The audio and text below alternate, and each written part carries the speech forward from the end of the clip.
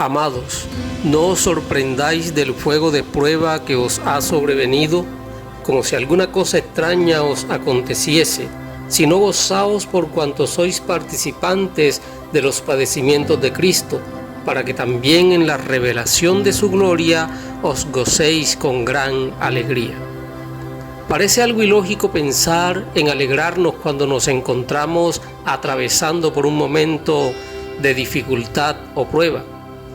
Pero cuando lo miramos desde el punto de vista bíblico, nos damos cuenta que no solo es posible, sino que también es necesario, porque quien hoy se regocija en los padecimientos con Cristo, mañana se alegrará en su presencia por toda la eternidad. Pero ¿realmente nos podemos gozar cuando estamos pasando por una gran prueba? Para tener una visión más amplia de esto, tenemos que irnos a la iglesia primitiva y preguntarnos ¿qué tenía la iglesia primitiva que le hace falta a la iglesia de nuestros días? Antes de que la iglesia fuese establecida en el día de Pentecostés, en el aposento alto, encontramos a unos discípulos que en el momento más crucial de la vida de Jesús, a la hora de su sacrificio, todos le abandonaron. Uno le negó, otro le traicionó. Encontramos a unos discípulos temerosos, escondidos, débiles, pero esos mismos discípulos, después de haber recibido el poder del Espíritu Santo, fueron personas que predicaron con denuedo la palabra de Dios, desafiando a las autoridades, rompiendo los paradigmas, no importándoles su propia vida, con tal de anunciar las virtudes de aquel que los llamó de las tinieblas a su luz admirable. Y tenemos que preguntarnos, ¿qué fue lo que sucedió con ellos para que ahora, en vez de huir y esconderse, enfrentaran con valentía los azotes, las cárceles, las piedras, la muerte? Y no solo eso, sino ¿cómo es posible que en vez de llorar, de renegar o de lamentarse, aceptaran todo con una sonrisa en los labios y gozo en el corazón? La historia de la Iglesia de Cristo, nuestra historia, está escrita con la sangre y el padecimiento de muchos hombres y mujeres que entregaron su vida con tal de agradar a aquel que los tomó como soldados.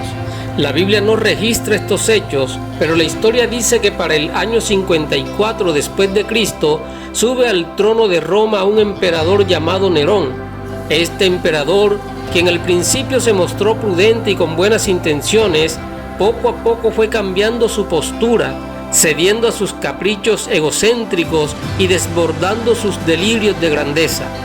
El 18 de julio del año 64 después de Cristo, estalló un gran incendio en Roma que se prolongó por una semana, llegando a consumir casi la totalidad de la ciudad. Las únicas partes donde el fuego no llegó eran localidades habitadas por cristianos y judíos. Para ese entonces, 10 años después de haber subido al trono, muchos pensaban que Nerón estaba loco y que sería él el responsable de aquella tragedia, y como los rumores iban en aumento, Nerón quiso alejar toda sospecha y la mejor opción era culpar a los cristianos, ya que los barrios donde estos habitaban no habían sufrido ningún daño.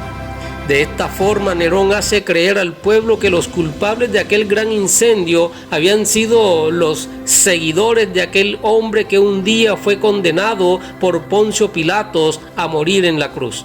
A esto le sumamos que en ese tiempo el emperador era considerado un dios al cual se le debía rendir culto y adoración. Mas los cristianos y los judíos no se postraban delante de él, ni adoraban ni alababan al emperador. Por esta causa son arrestados y condenados a morir de diversas formas, las muertes más crueles. Unos fueron incinerados en la hoguera, otros arrojados a las fieras y otras cosas más. Aquí comienza la primera gran persecución contra los cristianos. Unos pocos años más tarde, en el año 70 después de Cristo, siendo Tito Flavio Vespasiano emperador de Roma, Jerusalén es destruida y muchos judíos y los que confesaban a Jesucristo fueron entregados a la muerte. En el Coliseo de Roma, en Italia, se ha hallado una antigua inscripción que pudiera afirmar las profecías bíblicas relativas a la destrucción de Jerusalén. Esta inscripción dice: el emperador Tito Vespasiano César Augusto hizo erigir el nuevo anfiteatro con el dinero del botín. ¿A qué botín se refiere? Al botín obtenido por la destrucción de Jerusalén. Esta inscripción se refiere a la construcción e inauguración del Coliseo en el año 80 de nuestra era. ¿Y por qué es importante mencionarlo? Porque allí murieron muchos cristianos durante las persecuciones que hubo durante toda la historia de la Iglesia de Cristo. Familias cristianas, con los hijos y todo, son arrojados al circo. Los exponían públicamente a que ellos lucharan sin armas contra los leones y otras fieras hambrientas, pero lo que querían era que los devoraran. Incluso cuentan los historiadores que a los niños los disfrazaban de ovejas para que los leones los atacaran y de esta forma saciar el hambre de sangre y barbarie de una multitud enloquecida por ver cómo los animales feroces acababan con la vida de inocentes seres humanos cuyo único delito fue anunciar a Jesucristo. Sin embargo, y a pesar de la agonía por la que atravesaban, estos hombres y mujeres se mantuvieron fieles aún frente a una muerte inminente, entonando cánticos al Señor, alabando y adorando al que vive y reina por los siglos de los siglos. ¿Qué tenía la iglesia primitiva que le hace falta a la iglesia de nuestros días? La respuesta a esta pregunta es nada. Sí, nada. Porque el mismo Dios que rescató a los hermanos de la iglesia primitiva es el mismo Dios que nos ha rescatado a usted y a mí hoy. El mismo Señor que derramó su sangre en la cruz por ellos es el mismo Señor que derramó su sangre en la cruz por nosotros hoy. El mismo Espíritu que les llenó de su poder y les fortaleció en los momentos más difíciles es el mismo Espíritu que hoy nos ha llenado de su poder y nos fortalece en los momentos difíciles.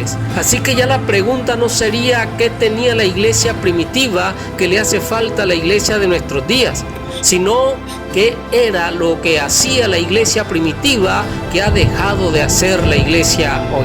En el libro de Hechos, capítulo 4, verso 32 en adelante, dice que eran de un corazón y un alma, que tenían todas las cosas en común, y con gran poder los apóstoles daban testimonio de la resurrección del Señor Jesús.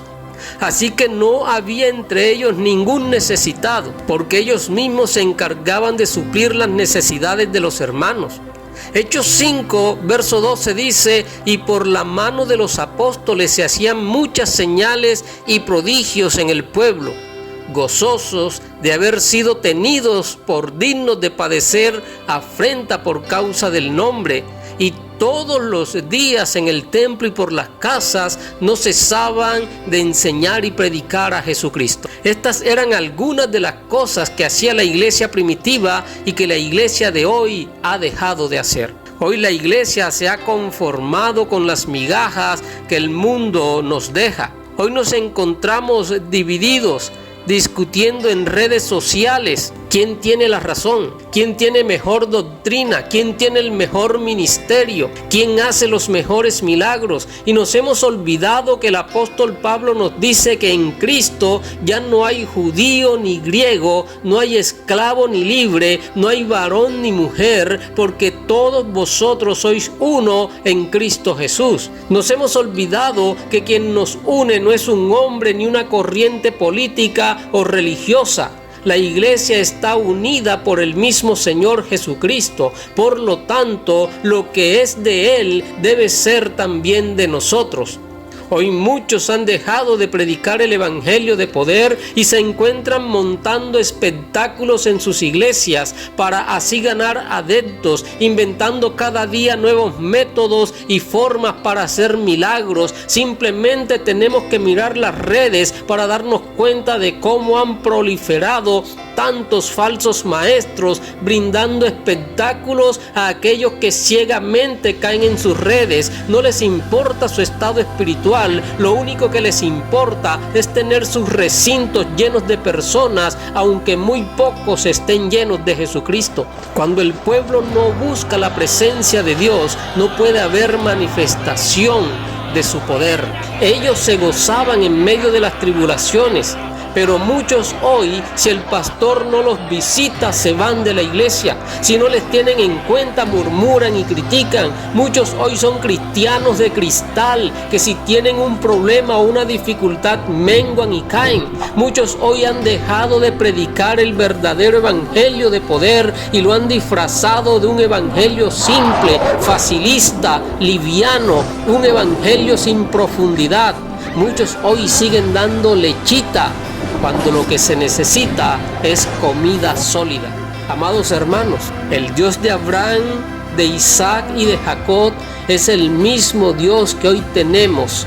El Dios de los hermanos de la iglesia primitiva es el mismo Dios que usted y yo tenemos. Ese Dios no cambia, es el mismo ayer, hoy y por los siglos. Así que si queremos, como iglesia de Jesucristo, tener los resultados que tuvo la iglesia primitiva, entonces tenemos que perseverar en la doctrina de los apóstoles, en la comunión unos con otros, en el partimiento del pan y en las oraciones. Que el Señor te bendiga.